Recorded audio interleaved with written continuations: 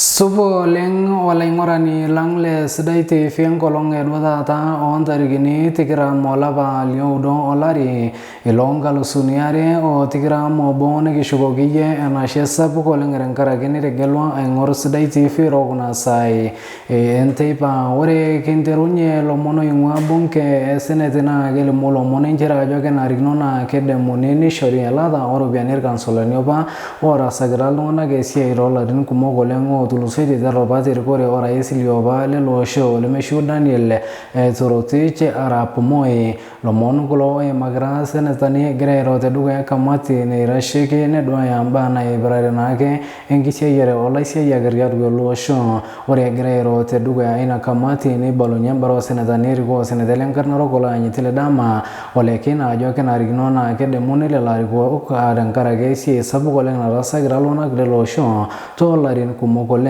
regionale lo senetani ajoke gray malelari kuge ngoloro sabu koleng arkalasala nilioba na kenari gino nedemoni resignoro enyamaliki serikali hinabairi signoro imunage menesiri ne rashigine doya era matare olaisia yakargarwa elo show klomon magara lo senetani grayro tedugo ya ina kamati greita induate nye nita isingo ito ina kena rignone suji tialo na kenda munuro le la rigo le tipato lenge tiaro ngauntine na berta monabisha na because I wanted to speak to these councillors, and the councillors want you to know we all take you very seriously.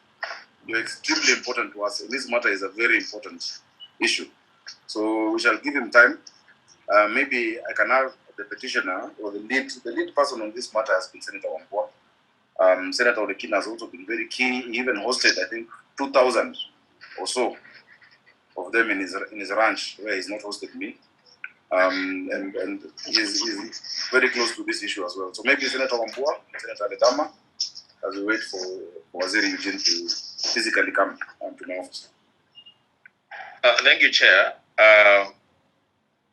Just a point of correction, if you allow me. You have said that we all take these councillors very, very seriously.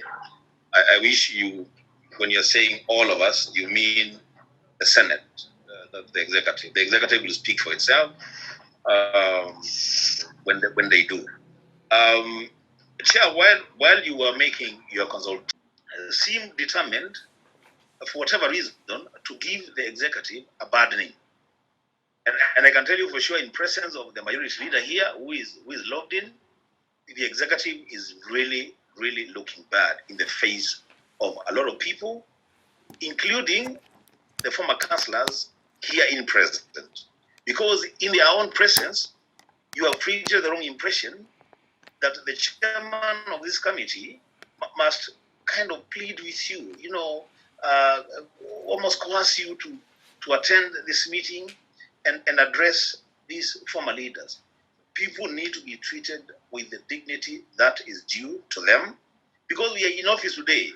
CS, my brother Chelugoi, myself, all the senators here present, we are in office today just as these former councillors were in office in their time. They are not in office today. You don't want to be treated like this when you leave office. And we are not going to be in office forever. At some point, we will also leave office. We want to be treated with a little dignity. And when it is incumbent on us to make life better for people, including former leaders, I think we should jump at that opportunity, do what we expect other people will come after us to do for us. I thank you, Mr. Chair. Thank you very much, Senator Ledama. Thank you itself through motions, bills, and that is why we can be able to ensure that you, in the executive, implement what has already been conveyed to you by Parliament. Now, we are in this position, and I just want to find out whether, since this is a labor matter, whether you have budgeted for this matter. Because I know if Treasury comes here and talks about, we look for money, the only way we can be able to come to an end to this matter, if your department, your ministry, budgeted for this remuneration of these councillors. So if you can probably tell this committee whether you've taken the action of budgeting for this pronouncement by the Senate, so that we know whether we'll keep on talking or there's something which will result as an action and these councillors will end up being happy. Because, truth be told, you've done your part. The Ministry of Public Service probably has done their part. Ministry of Devolution has probably done their part. But what happens if you continue doing your part? What exactly does your part mean? Does your part mean that you have budgeted for it and there was no budget provision? Because everything will have to come back to Parliament for it to be approved. Or is there any money from the consolidated fund that can be tapped in to be able to pay for, for this? And I think it's a wake-up call for every leader. That even when you're a leader, tafadhali jipange. Because as soon as you leave, people forget that you were there, your family donated you to them. Because most of us, and I think the chair can attest to this, it's quite seldom that we actually see our families. So, Bwana Chelugui, I know you care deeply about these people. You've mentioned one thing which is also true to me, that when I went to the US, I got a scholarship, I got a bursary from Narok County Council. I got almost about 200,000 shillings from Narok County Council. And it is those councillors who made sure that I got that scholarship. So to end, Mr. Chairman, I really would like to find out what is the way forward. Do we have a budget? Is the money being allocated by Treasury? And also, how do we come to an end of this matter so that the good effort that you've been putting as the chair of this committee, which I highly respect, can actually become fruitful? I thank you, Mr. Chairman. Ore tenjoro ormenesai o irashikne do aramatara onka undine ya rulo sho yolo tiana yujin mamalwa ne balunya ajo deba ni chara sa ana naisha ti alona kana ministry na irashikne do aramatara onka undine ti rulo sho na kana rigno ne robata erbarana irashike ne do aramatara olaisi ya rulo sho leba ti alona ke aramatare ole lokan solani ti elo sho ore tenjoro sininya ormenesai o irashige henedwa ina rubata etiporoleng ele bariar welo sho yolotena kana Simon Chelugui ne balunyete duga ina kamati ya senate rajoke nyogira serikali ronkore poke na idmayo ajege boyina ka ere tule logan solani tenkaragna ke enkisia yere ashwesi abana rasaninje tolarin kumogoleng rolongana kele loshom. Really, what remains is not if, it is when and how much. We are at the tail end of this process, and National Treasury is really the one to come back to us with this. And we want to join my colleague in asking the Senate to give us maybe just a week so that the National Treasury can thrash out the decisions. And after that, when we come back, we will be looking at the specifics. And also I agree with my colleague suggesting that social protection is a constitutional right now. It's not really a favor. It's a right. These councillors serve our country and they deserve a life of dignity even as we move forward.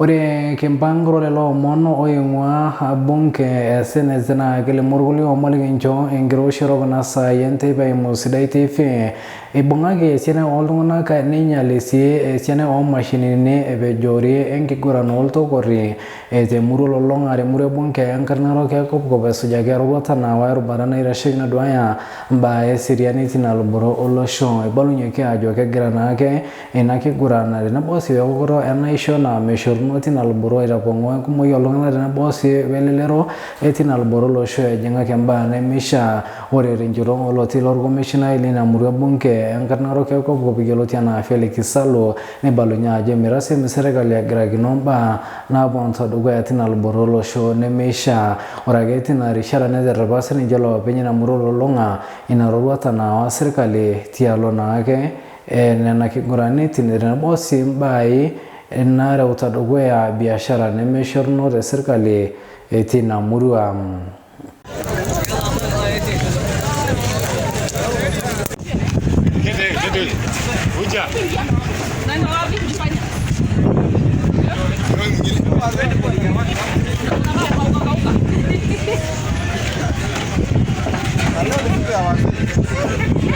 ore kishounoro kulie omon naa kelimu ilomon inchere ajo eton sapuk olong'unying'unyi loolarewak looltukutukuni toolubot naapaashari kaunti enkare narok tenkaraki eilata apa nailepie sirkali.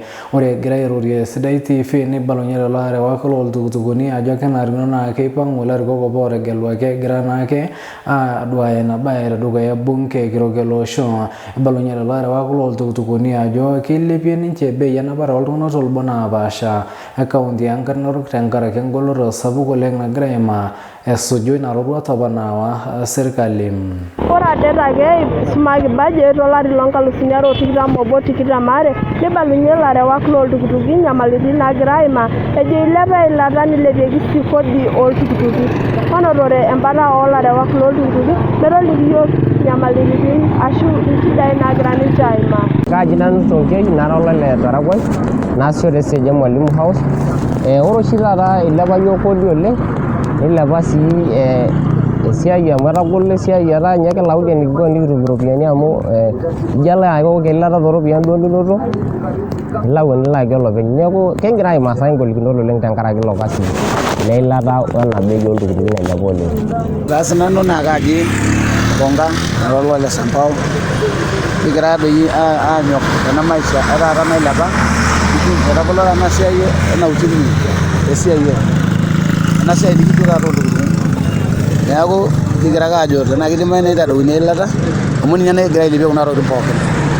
Naa keeku naaji esidai naaji neitadouni eilata tenaa kidimayu. Keomon naaji serkali olosho pee eretu iyiok penyo aitadou eilata neitadou sii ena tax ooltukutuki peedou bei amu eilepa oleng. Najoki sii irkastomani entodua sidai iyiok saai entoponiki iyiok paajoki ilepa bei oltukutuk nikiponiki sii enkiti toki amu ilepa naa eilata neeku nejia.